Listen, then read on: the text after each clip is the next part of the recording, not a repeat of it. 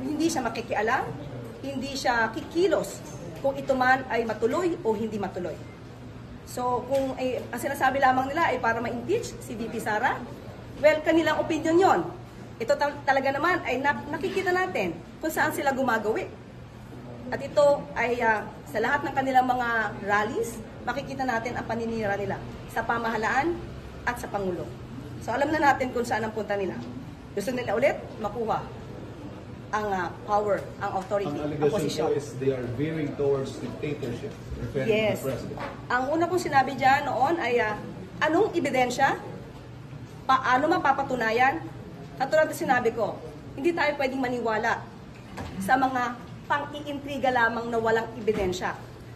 At ito naman, siguro naman ay natatandaan ninyo, nung panahon ni dating Pangulong Duterte, inamin niya, fiscal pa lang siya, expert na siya sa pag-intriga at pagplanta ng ebidensya.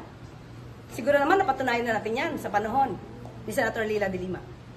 So ano pa ba ang ating i-expect sa dating Pangulong Duterte? Gumawa ng intriga, magplanta ng ebidensya.